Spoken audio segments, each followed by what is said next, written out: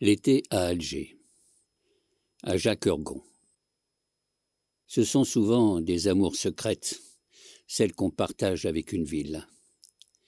Des cités comme Paris, Prague et même Florence sont refermées sur elles-mêmes et limitent ainsi le monde qui leur est propre. Mais Alger, et avec elle certains milieux privilégiés, comme les villes sur la mer, s'ouvrent dans le ciel comme une bouche ou une blessure. Ce qu'on peut aimer à Alger, c'est ce dont tout le monde vit.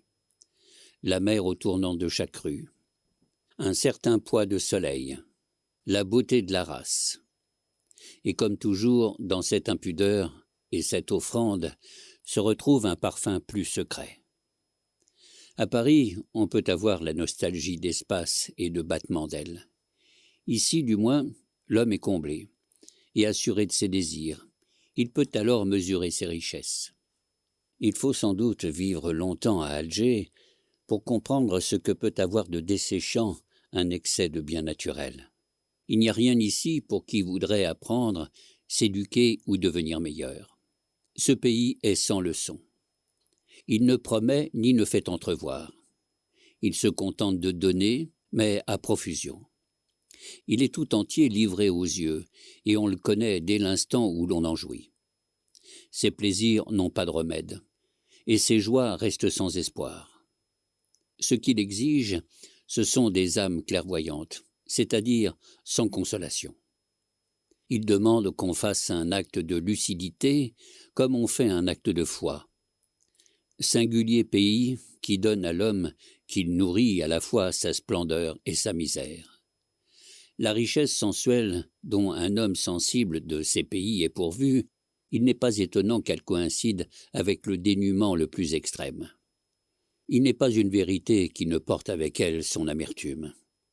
Comment s'étonner alors si le visage de ce pays, je ne l'aime jamais plus qu'au milieu de ces hommes les plus pauvres. Les hommes trouvent ici, pendant toute leur jeunesse, une vie à la mesure de leur beauté. Et puis après, c'est la descente et l'oubli.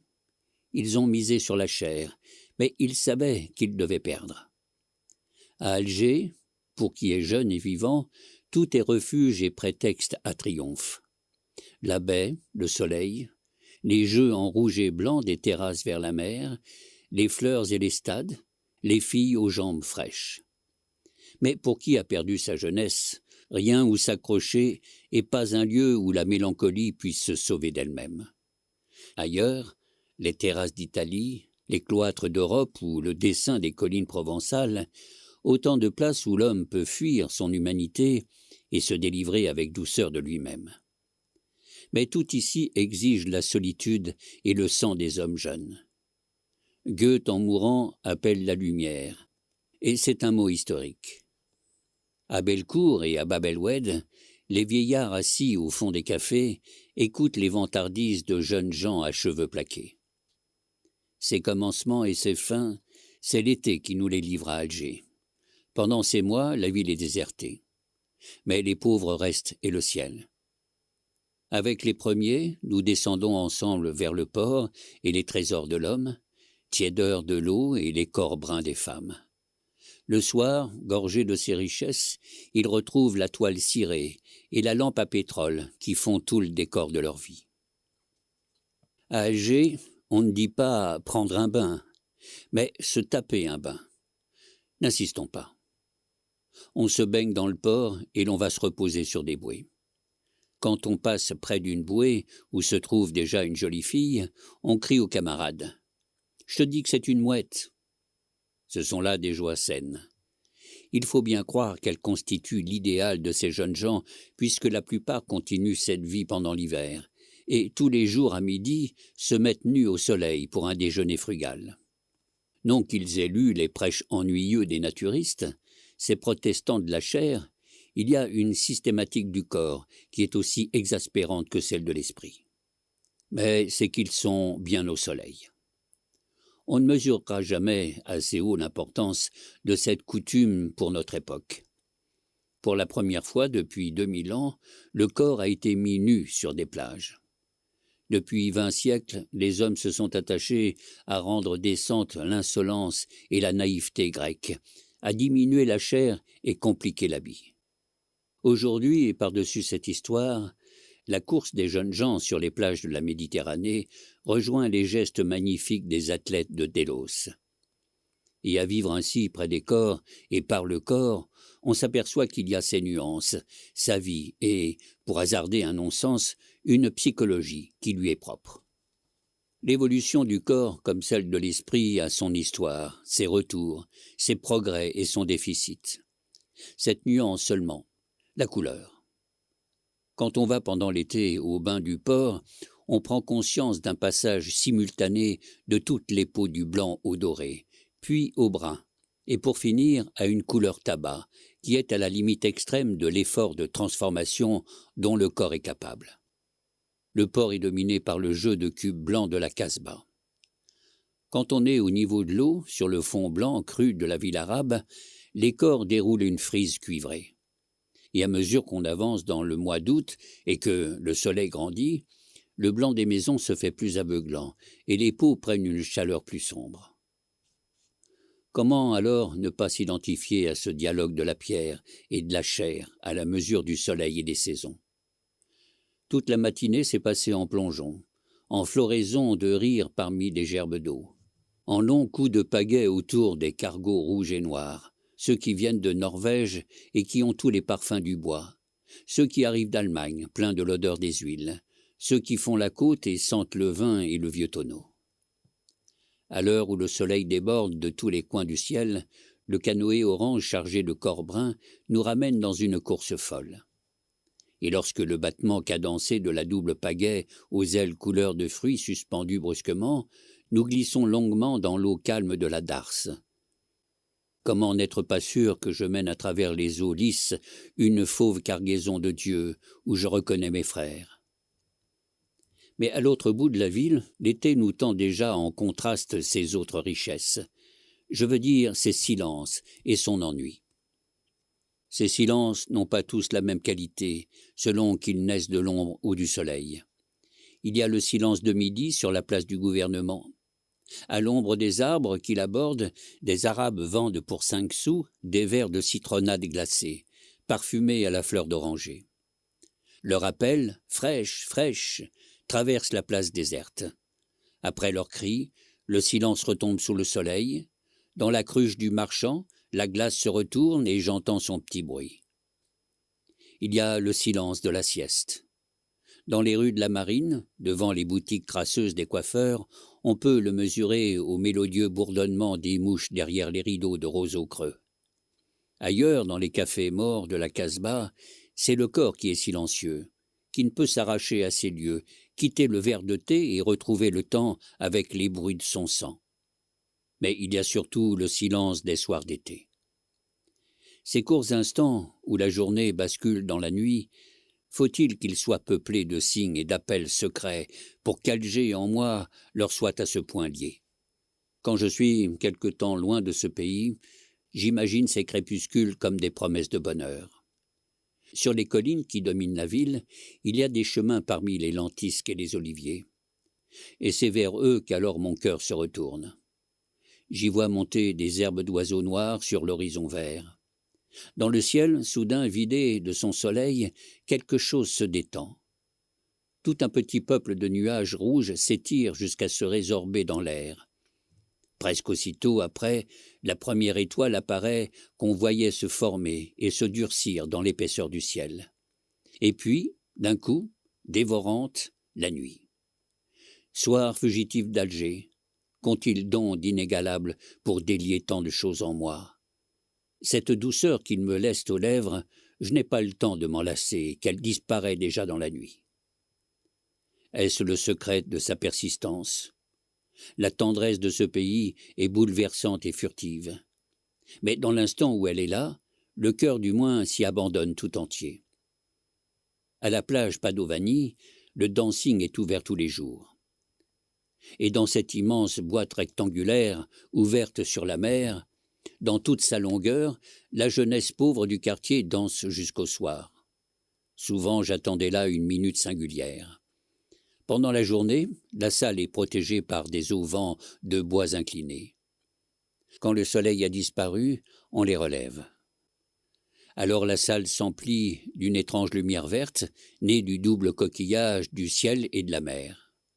Quand on est assis loin des fenêtres, on voit seulement le ciel, et en ombre chinoise, les visages des danseurs qui passent à tour de rôle. Quelquefois, c'est une valse qu'on joue, et sur le fond vert, les profils noirs tournent alors avec obstination, comme ces silhouettes découpées qu'on fixe sur le plateau d'un phonographe. La nuit vient vite ensuite, et avec elle, les lumières. Mais je ne saurais dire ce que je trouve de transportant et de secret à cet instant subtil.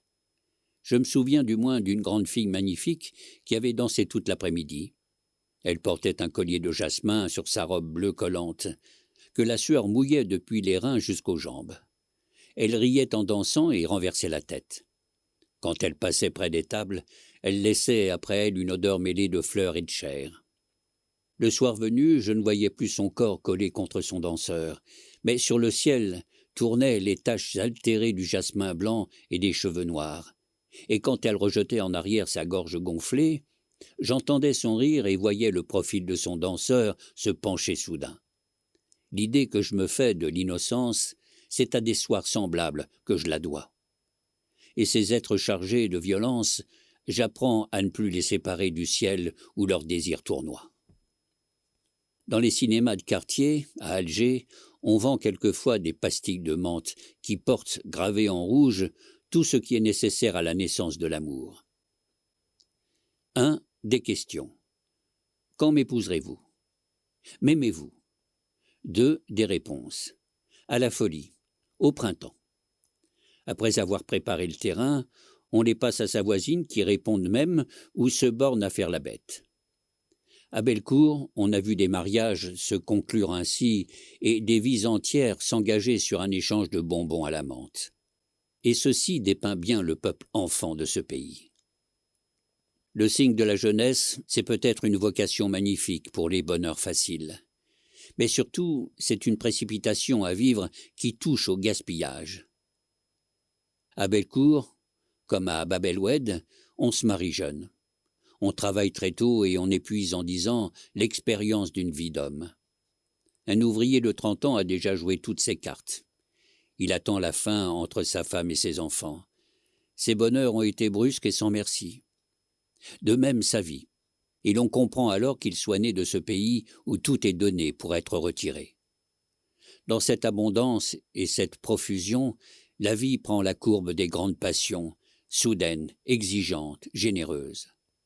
Elle n'est pas à construire, mais à brûler. Il ne s'agit pas alors de réfléchir et de devenir meilleur. La notion d'enfer, par exemple, n'est ici qu'une aimable plaisanterie. De pareilles imaginations ne sont permises qu'aux très vertueux.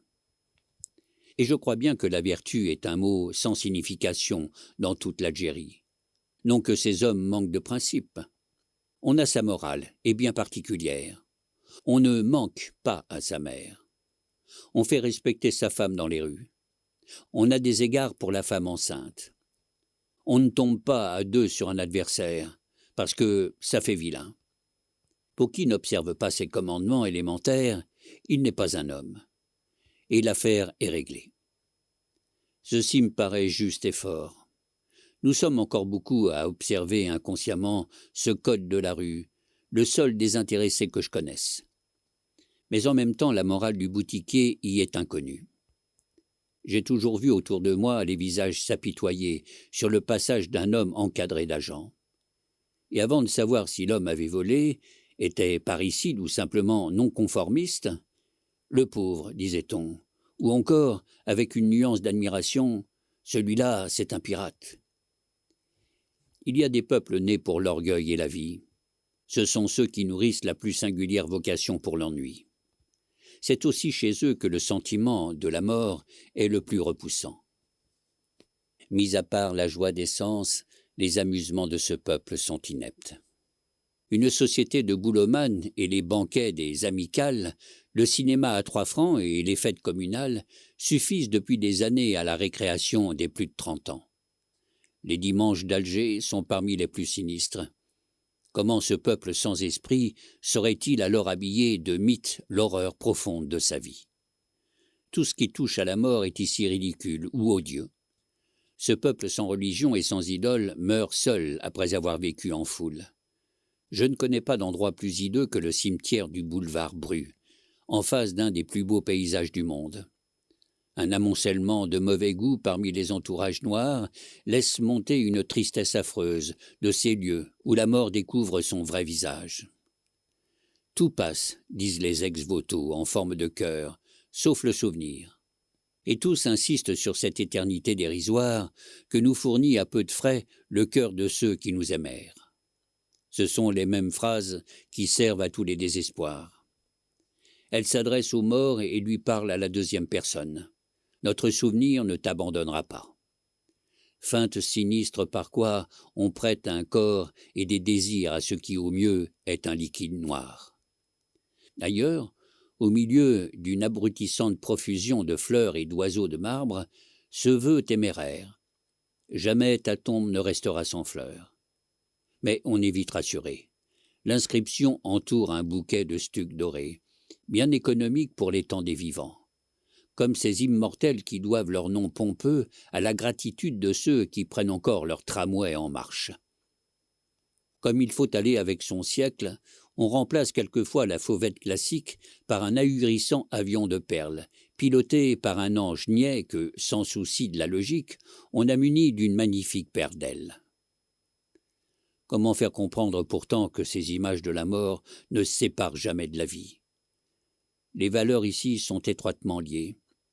La plaisanterie favorite des croque-morts algérois, lorsqu'ils roulent à vide, c'est de crier « Tu montes, chérie ?» aux jolies filles qu'ils rencontrent sur la route. Rien n'empêche d'y voir un symbole, même s'il est fâcheux. Il peut paraître blasphématoire aussi de répondre à l'annonce d'un décès en clignant l'œil gauche. Le pauvre, il ne chantera plus.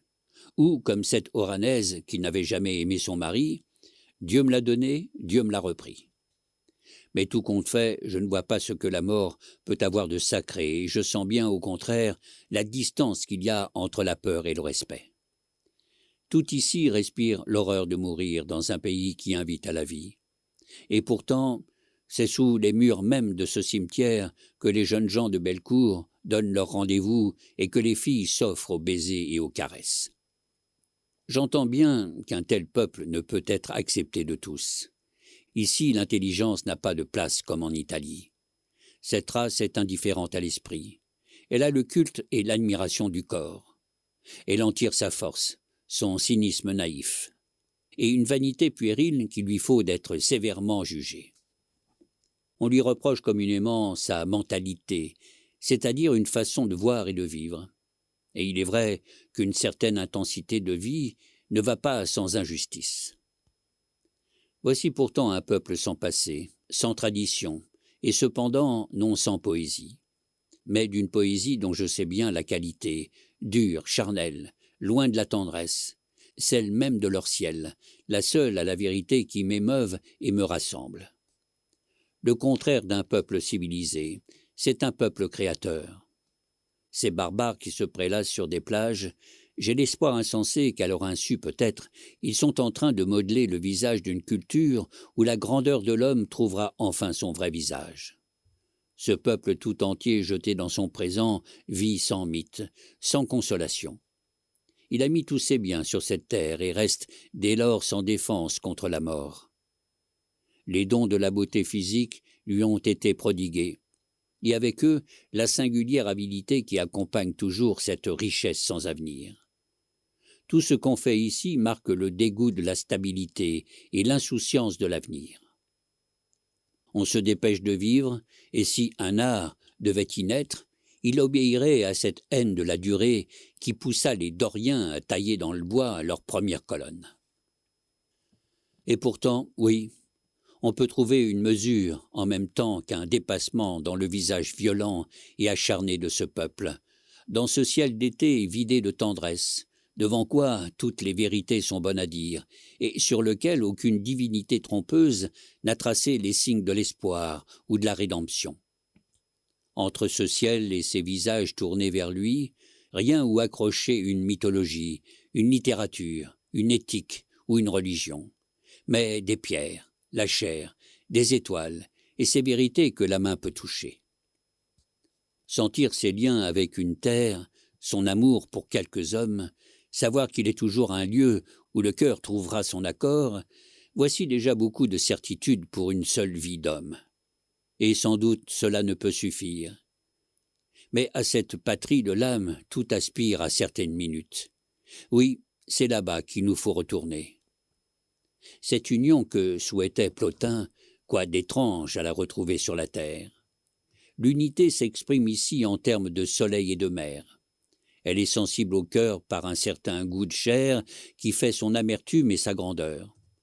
J'apprends qu'il n'est pas de bonheur surhumain, pas d'éternité hors de la courbe des journées. Ces biens dérisoires et essentiels, ces vérités relatives, sont les seuls qui m'émeuvent. Les autres, les idéales, je n'ai pas assez d'âme pour les comprendre. Non qu'il faille faire la bête, mais je ne trouve pas de sens au bonheur des anges. Je sais seulement que ce ciel durera plus que moi, et qu'appellerai-je éternité sinon ce qui continuera après ma mort. Je n'exprime pas ici une complaisance de la créature dans sa condition. C'est bien autre chose. Il n'est pas toujours facile d'être un homme, moins encore d'être un homme pur. Mais être pur, c'est retrouver cette partie de l'âme où devient sensible la parenté du monde, où les coups du sang rejoignent les pulsations violentes du soleil de 2 heures. Il est bien connu que la patrie se reconnaît toujours au moment de la perdre. Pour ceux qui sont trop tourmentés d'eux-mêmes, le pays natal est celui qui les nie. Je ne voudrais pas être brutal ni paraître exagéré. Mais enfin, ce qui me nie dans cette vie, c'est d'abord ce qui me tue.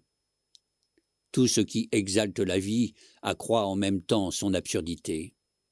Dans l'été d'Algérie, j'apprends qu'une seule chose est plus tragique que la souffrance, et c'est la vie d'un homme heureux. Mais ce peut être aussi bien le chemin d'une plus grande vie, puisque cela conduit à ne pas tricher. Beaucoup, en effet, affectent l'amour de vivre pour éluder l'amour lui-même. On s'essaie à jouir et à faire des expériences. Mais c'est une vue de l'esprit. Il faut une rare vocation pour être un jouisseur. La vie d'un homme s'accomplit sans le secours de son esprit, avec ses reculs et ses avances, à la fois sa solitude et ses présences. À voir ces hommes de belle cour qui travaillent, défendent leurs femmes et leurs enfants, et souvent sans un reproche, je crois qu'on peut sentir une secrète honte. Sans doute, je ne me fais pas d'illusions. Il n'y a pas beaucoup d'amour dans la vie dont je parle. Je devrais dire qu'il n'y en a plus beaucoup. Mais du moins, elles n'ont rien éludé. Il y a des mots que je n'ai jamais bien compris, comme celui de péché. Je crois savoir pourtant que ces hommes n'ont pas péché contre la vie. Car s'il y a un péché contre la vie, ce n'est peut-être pas tant d'en espérer que d'espérer une autre vie, et se dérober à l'implacable grandeur de celle-ci. Ces hommes n'ont pas triché. Dieux de l'été, ils le furent à 20 ans, par leur ardeur à vivre, et le sont encore, privés de tout espoir. J'en ai vu mourir 2. Ils étaient pleins d'horreur, mais silencieux. Cela vaut mieux ainsi. De la boîte de Pandore où grouillaient les maux de l'humanité, les Grecs firent sortir l'espoir après tous les autres, comme le plus terrible de tous. Je ne connais pas de symbole plus émouvant. Car l'espoir, au contraire de ce qu'on croit, équivaut à la résignation. Et vivre, ce n'est pas se résigner. Voici du moins l'âpre leçon des étés d'Algérie. Mais déjà la saison tremble et l'été bascule. Premières pluies de septembre, après tant de violence et de raidissement, elles sont comme les premières larmes de la terre délivrée, comme si pendant quelques jours ce pays se mêlait de tendresse. À la même époque, pourtant, les caroubiers mettent une odeur d'amour sur toute l'Algérie. Le soir ou après la pluie, la terre entière, son ventre mouillé d'une semence au parfum d'amande amère, repose pour s'être donnée tout l'été au soleil. Et voici qu'à nouveau cette odeur consacre les noces de l'homme et de la terre, et fait lever en nous le seul amour vraiment viril en ce monde, périssable et généreux.